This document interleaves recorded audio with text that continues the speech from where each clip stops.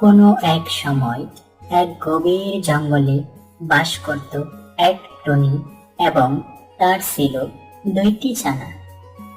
সে তার দুই ছানাকে নিয়ে সবসময় দুশ্চিন্তায় থাকত, কারণ সে জঙ্গলে এক দুষ্ট লোভী শিয়াল বসবাস করত।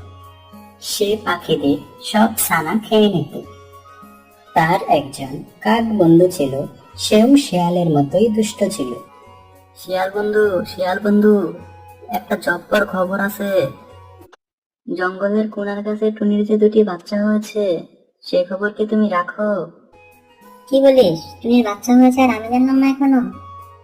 আচ্ছা, ছানাগুলোকে বড় হতে দে, তারপর একদিন গিয়ে খেয়ে আসবো।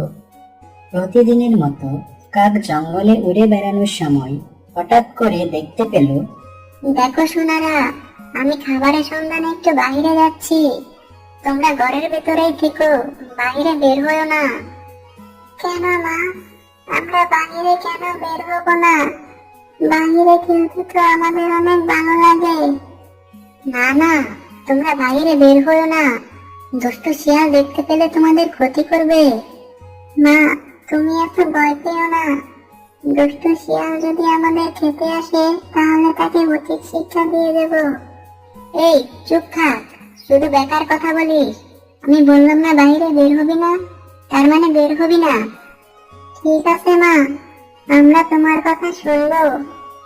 আমরা ঘরের বাইরে যাব না। এই তো আমার লক্ষ্মী সোনারা, আমার সব কথা শুনে।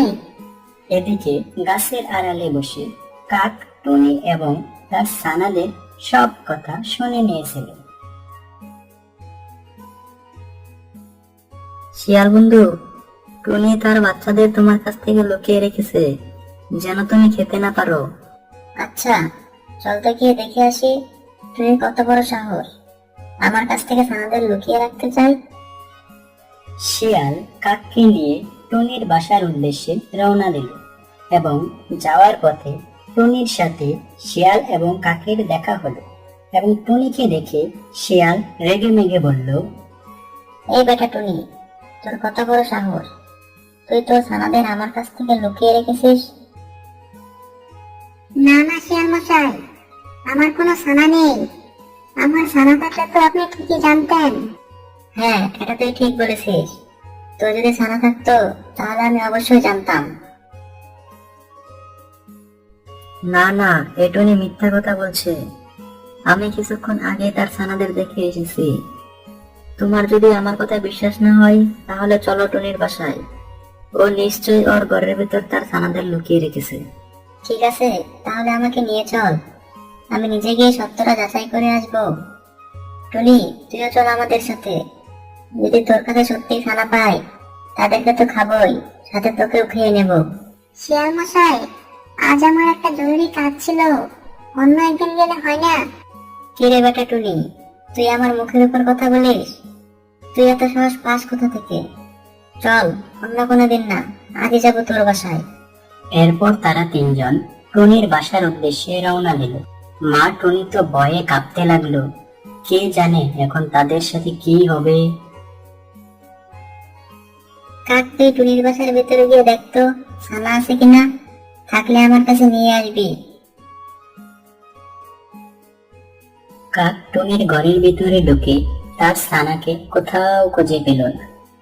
এই বাসাতে তো আমি টুনির ছানাদের দেখেছিলাম, জানি না এখন কোথায় লুকিয়ে আছে। এখন আমি শিয়ালকে গিয়ে কি বলবো? কিরে কাক, ভিতরে এতক্ষণ কি করছিস? ছানা দুটিকে তাড়াতাড়ি আমার কাছে নিয়ে আয়। টুনির ছানাদেরকে তো এখানেই দেখেছিলাম, এখন খুঁজে পাচ্ছি না। হয়তো টুনি কোথাও লুকিয়ে রেখেছে। দেখছেন তো শিয়াল মশাই, প্রমাণ পেলেন তো? আমি বলেছিলাম না আমার কোনো ছানা নেই। হ্যাঁ, তুই ঠিকই বলেছিস, সব দোষ এই কাক বেটার। কাক, ভবিষ্যতে আর তুই যদি এমন মিথ্যা কথা বলিস, তাহলে আমি তোকেও খেয়ে নেব। আমার লক্ষ্মী ছানারা, তোমরা কোথায় গেলে? আমার কাছে ফিরে এসো দয়া করে। মা মা, আমরা কোথাও যাইনি, এই তো আমরা শিয়াল এবং কাককে আসতে দেখে ঝোপের আড়ালে গিয়ে লুকিয়েছিলাম। তোরা খুব ভালো কাজ করেছিস, এখন আয় আমার কাছে, শিয়াল তোদের খবর পেয়ে গেছে। এখন আমি কিভাবে সে তোদেরকে রক্ষা করব? কি ব্যাপার শিয়াল ভাই, তোমরা আবার ফিরে এলে যে? হা হা হা, তুই কি আমাকে এতই বোকা ভেবেছিস? ভেবেছিলি ছানাদের লুকিয়ে রেখে আমাকে বোকা বানাবি? এখন তোর ছানাদেরকে তো খাবোই, সাথে তোকেও খেয়ে নেব। না না শিয়াল মশাই, তুমি আমাদের খেয়ে নাও, কিন্তু আমাদের মাকে ছেড়ে দাও। ঠিক আছে, টুনিকে আমি ছেড়ে দিলাম, কিন্তু তোদের আমি খাবোই। শিয়াল মশাই, জঙ্গলের অন্যান্য পশুরা তোমাকে খারাপ বলে, কিন্তু তুমি আসলে অনেক ভালো। তোমারই তো এই জঙ্গলের রাজা হওয়া উচিত। তোমার মনে অনেক দয়া। এসব কথা শুনে শিয়াল অনেক খুশি হলো এবং মনে মনে ভাবতে লাগলো, আরে বাহ, এই প্রথম কেউ তার এত প্রশংসা করলো। শিয়াল ভাই, আমি তোমার কাছে একটা আবদার করতে চাই। আমাকে খাবারের সন্ধানে সারাদিন বাইরে থাকতে হয়, ছানাদের ঠিক মতো সময় দিতে পারি না।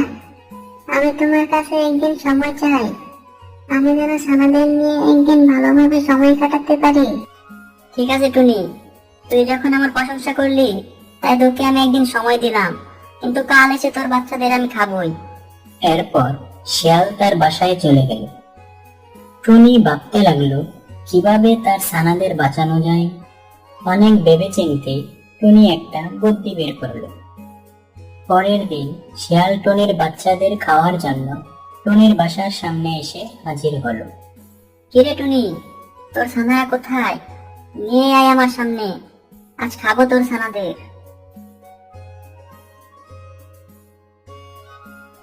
এই যে আমরা, এখানে আসো, আমাদের খাও। এই তো ভালো ছেলেদের মতো কথা, আমার জোর জবরদস্তি করা লাগলো না। যখনই শিয়াল তার ছানাদের খেতে গেল, তখনই শিয়াল একটা গর্তে পড়ে গেল এবং গর্তের কাঁটায় বিদ্ধ হয়ে সে মারা গেল। আরে বাবা, এসব কি হয়ে গেল? আমার সাথে এমন হওয়ার আগে এখান থেকে পালাই। বাজে শিয়ালের এতদিনে উচিত শিক্ষা হলো, এখন বনের পাখিরা তাদের ছানাদের নিয়ে নিরাপদে থাকতে পারবে।